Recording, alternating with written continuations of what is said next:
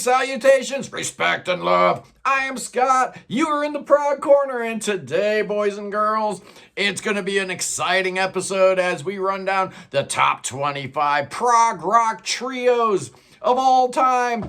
Yeah, there's been a whole bunch of them, and the power trio is kind of a trope that's been, overanalyzed and worshipped for far too long, but there are a lot of non-prog trios that are fantastic.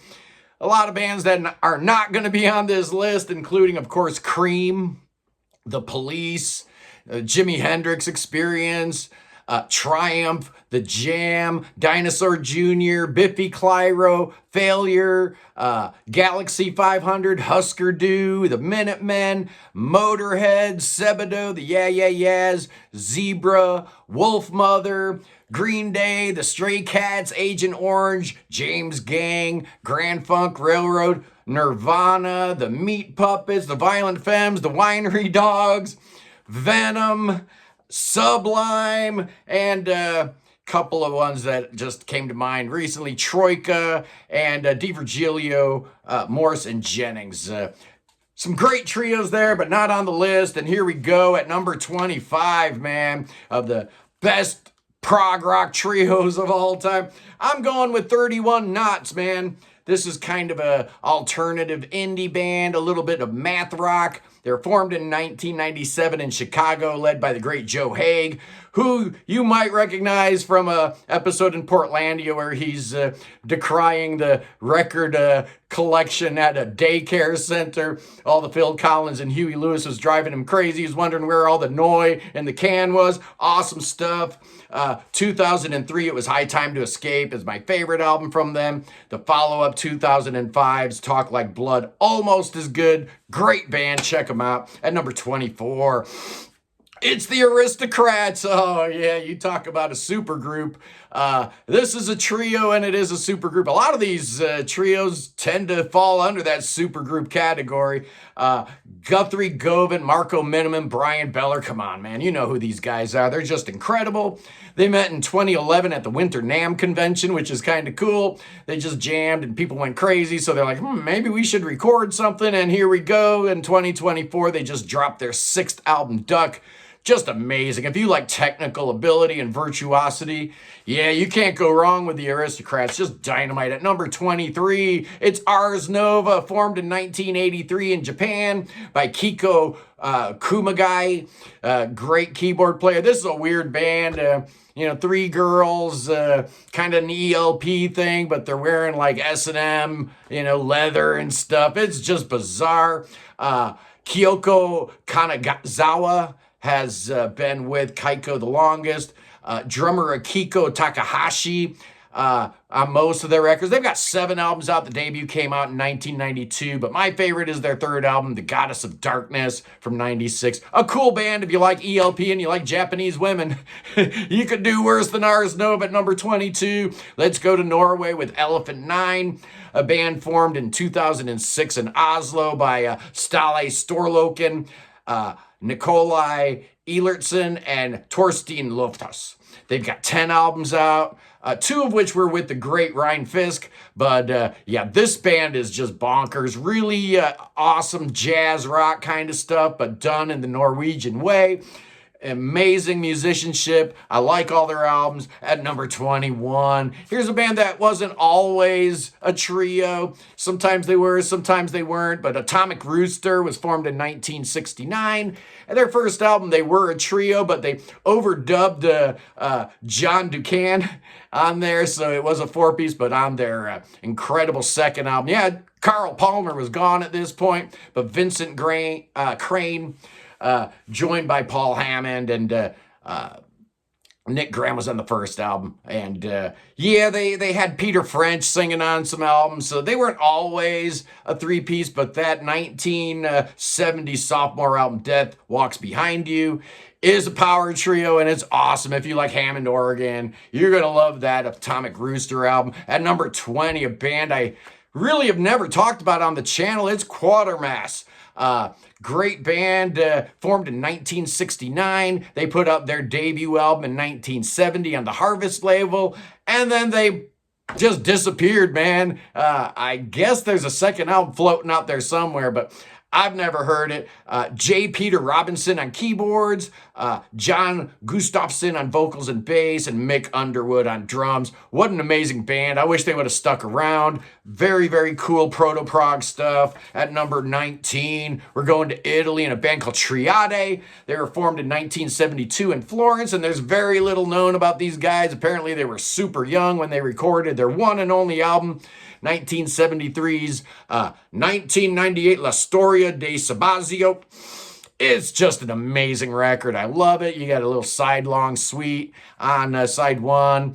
They add a cello player, not a member of the band, so, they're not a four-piece. But side two's got shorter tracks that are just great. It's Vincenzo Cochlimiglio, Agostino Nobile, and Giorgio Serrano. Fantastic stuff. A very obscure Italian album that I love. At number 18, here's another trio that only put one album out all the way back in 1973. Again, from the ashes of the Nice. After Keith Emerson left, Brian Davison and Lee Jackson wanted to keep going, so they found a keyboard player named Patrick Moraz from a band called Main Horse, and they put out one amazing album. And then, yes, came a call, and then Refugee was no more. But that one album is an awesome, awesome testimony to just how good a trio can be. At number 17, here's an odd one, a band I just found out about around a month ago. They've got two albums out. They're from Israel, and they're called Trespass. And no, they do not sound like Anthony Phillips era Genesis at all. They are a three-piece from Israel, formed in 2002. Their first album was called In Haze of Time.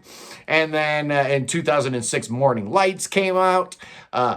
Jill Stein, Roy Bartor on bass, and Gabriel Wiseman on drums. Really cool band. I like both of those albums. I know nothing about this band.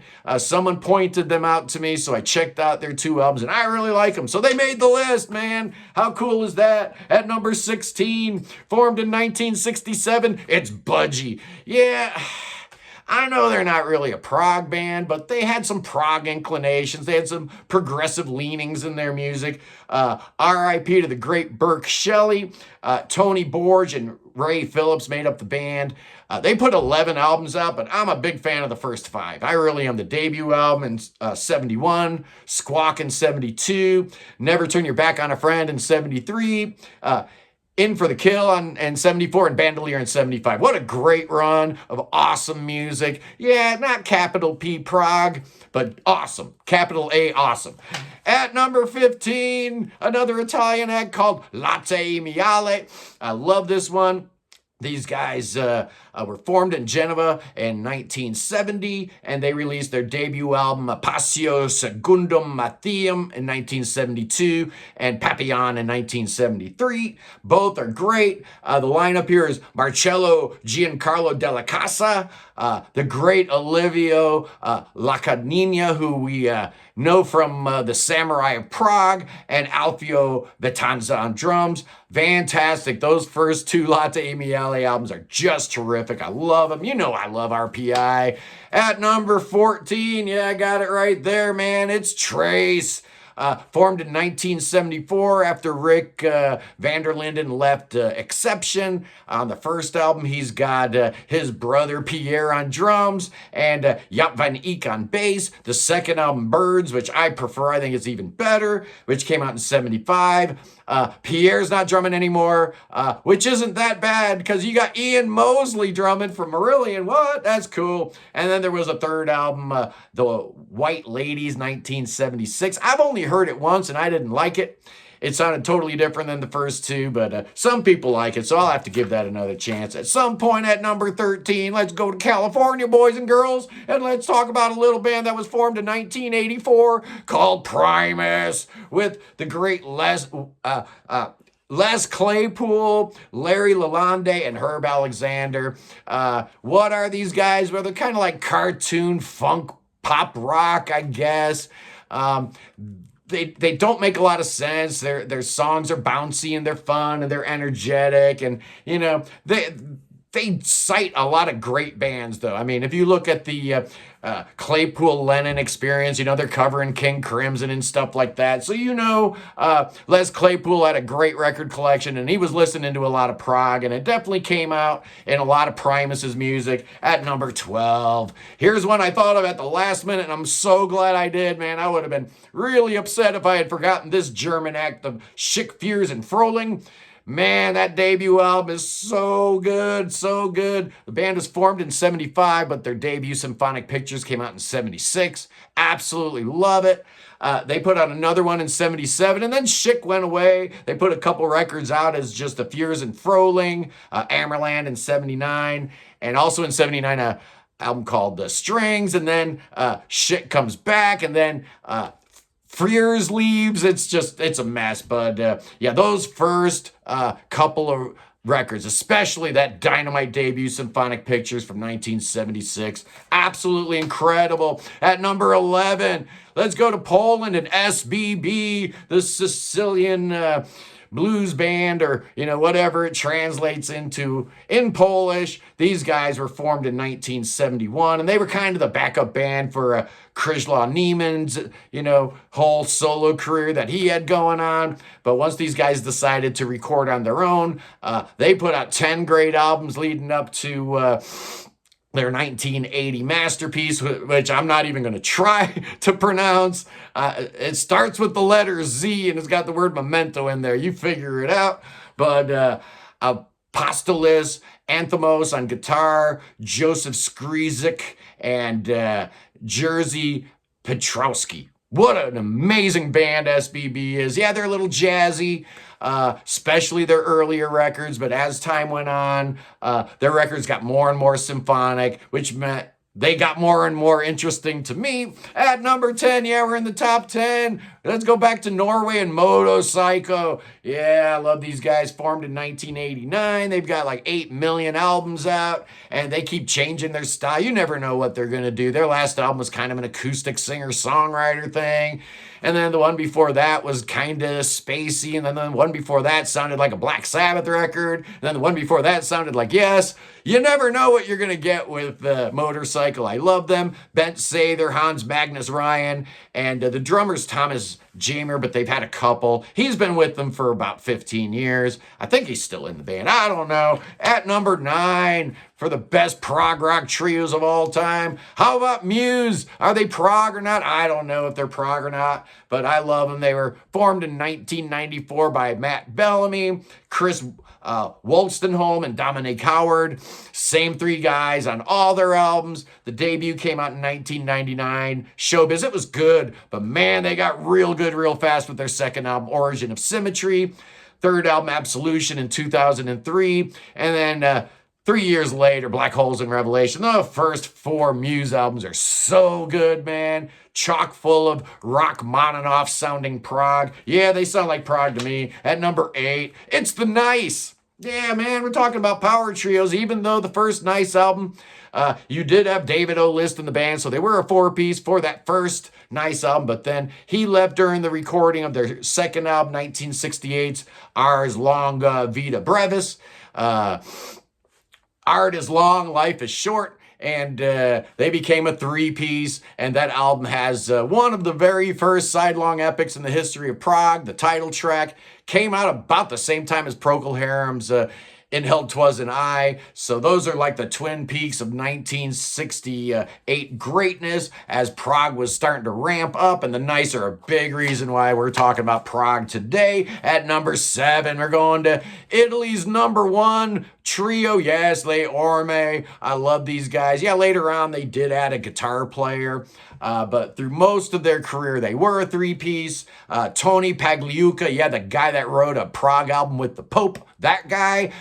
The great Aldo Tagliapietra, the Italian John Anderson, and Michi Di Rossi, who is still holding it down, still in the band. Le Orme just dropped a new album this year, which I haven't heard yet, believe it or not. Their debut came out in 69, and I really like it. A little more psychedelic, but they figured it out. 1971's Collage, amazing. 72, Uomo de Pezza, and then their absolute stone cold masterpiece, 1973's Filona y Serona. You know the deal. At number 6, it's Egg. Yeah, we got to have some Canterbury in here, and Egg is like one of the greatest of all Canterbury bands, and they happen to be a trio, so here they are. Dave Stewart, Mott Campbell, and Clyde Brooks. Yeah, they were formed in 1968. They managed to squeeze out 3 albums, but oh boy, all 3 are amazing, man. The debut, 1970, so good. But my favorite came out the following year, The Polite Force, so good. They kind of took a little break as the guys were doing other stuff. Came back in 74 with The Civil Surface. Really, really strong. Egg was 3 for 3. 3 guys in the band, 3 albums, 3 masterpieces. Chalk it up at number 5. I'm going to split here. You know, I've got a couple bands that were 3-piece for exactly 1 album, and I'm talking about UK on Danger Money and King Crimson on Red. King Crimson wasn't a 3-piece. Even on that album, you had, other people helping out, playing saxophone and cello and stuff like that. And, UK started out as a 4-piece. And they ended up as a 3-piece. So I'm going at number 5 with both UK and King Crimson, because they were not supposed to be trios, but they kind of ended up that way. And it's the same thing with my number 4, man. At number 4, it's Genesis. Yeah, they started as a 5-piece, and then Pete left, and they were a 4-piece. Once Steve left in 1977, they became a 3-piece, and they stayed that way for the rest of their career, putting out, hit after hit after hit. They aren't at the top of this list because they're not. To me, their best material was never as a 3-piece, and they never toured that way. They always had Daryl Strummer and Chester Thompson along with them, so they're only at number 4. Yeah, at number 3, let's go to Germany, man, and Triumvirate. Formed in 1967 by Hans-Jürgen Fritz, one of the greatest underrated keyboard players of all time. Bass player Hans Baufeld, and drummer. He's the drummer. The bass player, they had a different bass player on the first album, and then they got Helmut Kohl in for Illusions on a Double Dimple in 1974, and Spartacus on 1975, and then he quit the band. He wanted to go solo, committed suicide, but they were able to put out one more good album, 1976's Old Loves Die Hard, and then they put out a couple really bad records like Pompeii and Russian Roulette, and there was one other one that I can't even remember. That was no good at all. I didn't like it at all. And that's number 3. At number 2, man, it's Emerson, Lake and Palmer. Yeah, another super group. A lot of super groups in this trio batch here today, but ELP is kind of the standard bearers of keyboard-driven trios. They never bothered, adding a 4th member to the band, either in the studio or live. It was always just the 3 of them, unless they were toting around the 60-piece orchestra and the 30-voice choir, which your boy saw in 1977, which was amazing. But yeah, Emerson, Lake and Palmer, just the epitome of greatness, and only 3 dudes making all that racket. How is it possible? Well, I don't know. Let's go north of the border and ask the boys from Rush. How do 3 guys make that much noise? My number 1 prog rock trio of all time. Yeah, it's got to be Rush. It just does, man. They had more albums than ELP. They had more good albums than ELP.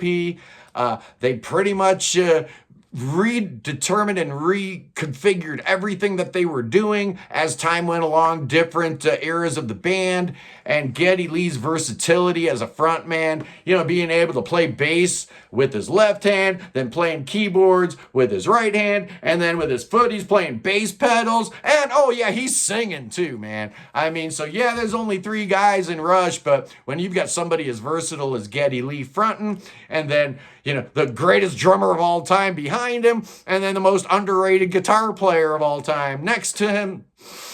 Yeah, and that's why I've got Rush at number 1 for the greatest prog rock trio of all time. And there you have it, boys and girls. Sorry that went a little long. Peace in the Middle East. free to bet, and God save the king. Save King Chucky the Third. It's a trio. We're talking about trios, and he's the third. The second one got his head cut off. Don't let that happen to you, Chucky the Third. I'll see you punks soon. Peace.